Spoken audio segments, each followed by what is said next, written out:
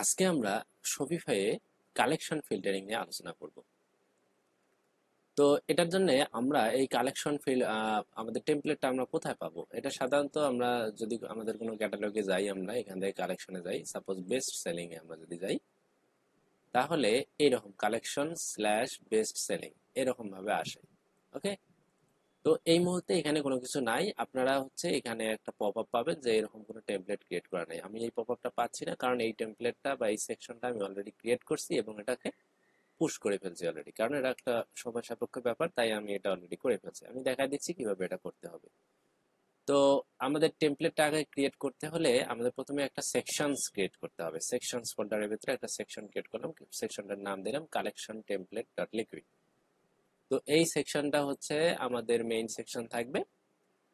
আর এটাকে আমরা set up করবো আর একটা জায়গায়, সেটা হচ্ছে টেমপ্লেট হিসেবে। সেটা হচ্ছে এই যে টেমপ্লেটস এর আন্ডারে কালেকশন ডট জেসন।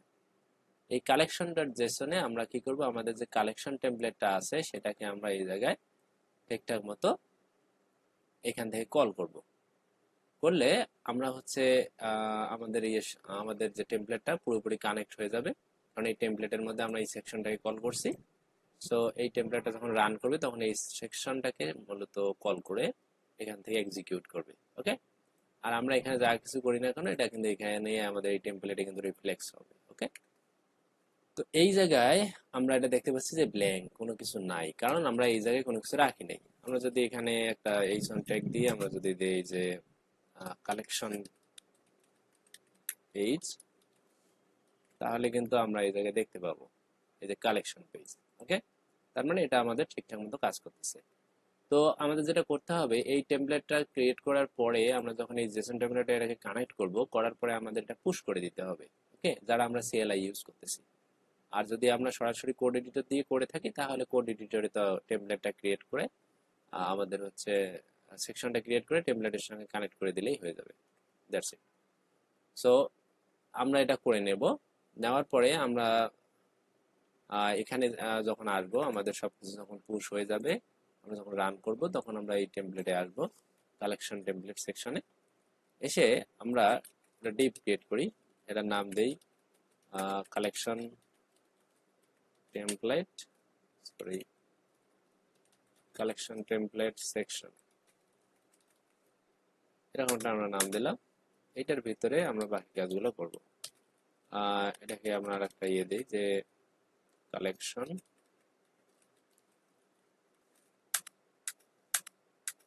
এটার ভিতরে আমরা একটা ডিপ রো নেই। বলতেছি এটা কেন নিচ্ছি আমরা, আমরা কাজ করি রো এর আগে আমাদের আরেকটা কাজ করতে হবে। সরি, এটাকে আমরা কালেকশন, সরি, কন্টেইনার হবে এটা। কন্টেইনার ফ্লোইড নেই, কারণ আছে আমরা হচ্ছে চাচ্ছি এটা একটা একদম মোটামুটি সাইড বাই সাইড একদম স্ট্রেস হবে। ওকে, কারণ হচ্ছে আমাদের সাইড বার থাকবে আর এখানে প্রোডাক্ট থাকবে, সো আমাদের এনাফ জায়গার প্রয়োজন আছে। তো এই জন্য আমরা একটা কন্টেইনার ফ্লোইড নিলাম। এইটার ভিতরে আমরা মূলত রোটা নেব। ওকে, এই রো এর ভিতরে আমরা মূলত দুই ভাগে ভাগ করব। একটা হচ্ছে ডিভ কল এমডি, একদিকে আমরা 3 দেই আর একদিকে আমরা হচ্ছে 9 দেই। তাহলে আমার টোটাল হবে কত, 12। সো এটা হচ্ছে side bar filtering, side bar. আর এইটা হচ্ছে আমাদের প্রোডাক্টস এর জন্য, প্রোডাক্টস গুলো এখানে শো করাবে। ওকে, প্রোডাক্টস সেভ দিলাম। দিলে এরকম আমাদের এটা এখানে চলে আসবে, আর এটা মূলত এইটা পুরোটাই, আর এই সাইড বারটা এখান থেকে এই পর্যন্ত। ওকে, তো সাইড বারটা আমরা এখন না করে আমরা হচ্ছে সিম্পলি আমাদের যে প্রোডাক্ট গুলো এখানে আছে সেগুলো আমরা মূলত নিয়ে আসতে চাচ্ছি। তো আমরা যেটা করব, এইটার ভিতরে আমরা আর একটা ডিভ নেই, ক্লাস নেই, কালেকশন প্রোডাক্টস, এরকম একটা কিছু নিলাম। আর একটা কাজ আমরা করতে পারি, সেটা হচ্ছে এই জায়গায় একটা ডিভ নেব। ক্লাস, আমরা এদিকে এটাকে আর একটা রো নেই, আর এখানে বলি যে জাস্টিফাই কন্টেন্ট বিটউইন। কেন দিলাম আমরা দেখতেছি।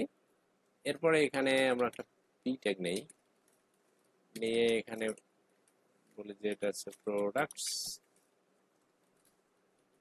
আর এই প্রোডাক্টস হচ্ছে কতটা, আমরা হচ্ছে এটা পাবো কিভাবে, collection dot products count. Products count এটা যদি দেই তাহলে আমরা টোটাল প্রোডাক্টটা পাবো, আর এইখানে আমরা অল প্রোডাক্টস গুলো পাবো, যতগুলো প্রোডাক্টস আছে। ওকে, আমরা অল প্রোডাক্টস নামে এমনিতে রাখলাম। এই যে এই কালেকশনটার আন্ডারে মূলত প্রোডাক্ট আছে কটা, 8টা। এখন আমরা যদি এটাকে অল দেই, তার মানে পুরো সেট, পুরো কালেকশন আমাদের যত প্রোডাক্ট আছে সব চলে আসবে। টোটাল প্রোডাক্ট আছে মূলত 22টা। সো এটা এখানে দেখাবে।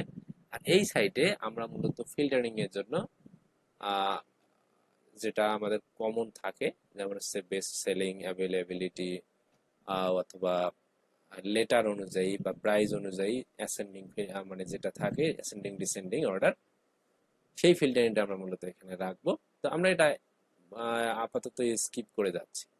আমরা যেটা করব সেটা হচ্ছে আমাদের যে প্রোডাক্টস গুলো সেগুলো আমরা মূলত এখানে নিয়ে আসবো।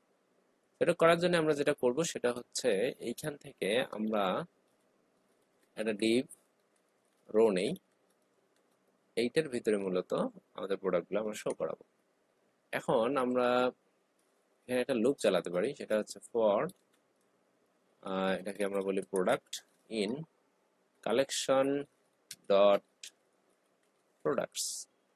ওকে, আর এই জায়গা থেকে আমরা রেন্ডার করবো একটা কার্ডকে, রেন্ডার, এটার নাম হচ্ছে কার্ড প্রোডাক্টস, খুব সম্ভবত কার্ড প্রোডাক্ট, হ্যাঁ কার্ড প্রোডাক্ট নামে আছে।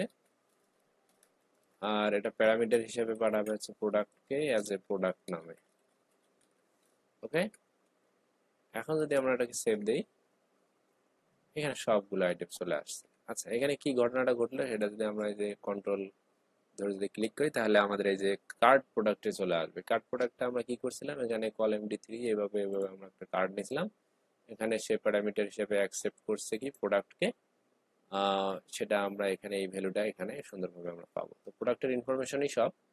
সো এখানে আমাদের সবকিছুই থাকার কথা, এখানে আমাদের সবকিছুই চলে আসছে। নেক্সটে আমরা যেটা করব সেটা হচ্ছে আমাদের এই যে সাইড বার দিয়ে আমরা হচ্ছে আমাদের যে ফিল্টারিং এর যে অপশনগুলো থাকে, সেই অপশনগুলো কি কি, আমরা মূলত availability, price, product tax, product type, vendor, variant options, metafields, এগুলো সাধারণত এই কয়েকটা জিনিস থাকে।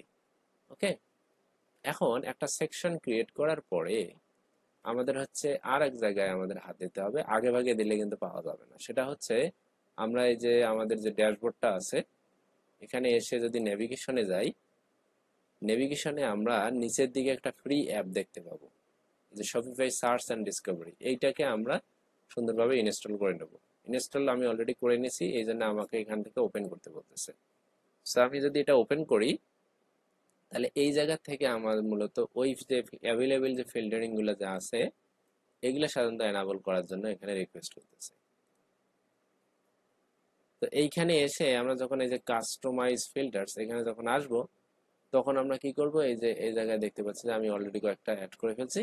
তার মধ্যে অ্যাভেলেবিলিটি, প্রাইস, টাইপস, ট্যাক্স এবং কালার আছে। ওকে, আরো একটা থাকতে পারে, সাইজ থাকতে পারে। হুম, এখানে ফিল্টার, অ্যাড ফিল্টারিং এ আসলে মূলত কোন কোন জিনিসগুলা আমরা ফিল্টার করতে পারবো, এই যে সেগুলা মূলত এখানে আসবে। ওকে, এই যে আমরা এখানে দেখতে পাচ্ছি যে এক্সট্রা স্মল, এজ, এম, এখানে সবকিছু আছে, যতগুলো হচ্ছে সাইডের মধ্যে আমাদের জিনিসপত্র আছে, যেমন হচ্ছে সাইজের মধ্যে এই সাইজগুলোই আছে।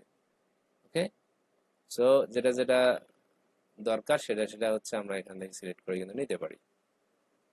এখান থেকে হচ্ছে এটা আবার একটা গ্রুপও তৈরি করা যায়। এনিওয়ে, আমরা হচ্ছে এই যে এভাবেও নিতে পারি। হ্যাঁ, আহ, এভাবে সেভ দিলে এটা এই জায়গায়, এই যে আমরা যদি বের হয়ে আসি, এই যে সাইজটা কিন্তু নিচের দিকে অ্যাড হয়ে গেল। ওকে, এইভাবে কিন্তু আমরা কয়েকটা ফিল্টার এখান থেকে অ্যাড করতে পারি। এই ফিল্টারগুলো সাধারণত আমাদের কোথায় দেখাবে, এই যে সাইড বারে আমাদের দেখাবে। ওকে, তো এই ফিল্টারিংগুলোতে আমরা কি করব, যখনই চেক বক্সে ক্লিক করব সঙ্গে সঙ্গে আমাদের এখানে এই যে সেকশনটা যে আছে এটা রিরেন্ডার হবে, মানে ওই সেকশনের আন্ডারে, ওই ফিল্টারিং এর আন্ডারে যত প্রোডাক্ট আছে সবগুলো এখানে শো করাবে। তো সেই কাজটাই মূলত আমরা পরবর্তী ভিডিওতে শুরু করব। তো কথা হচ্ছে পরের ভিডিওতে। ধন্যবাদ।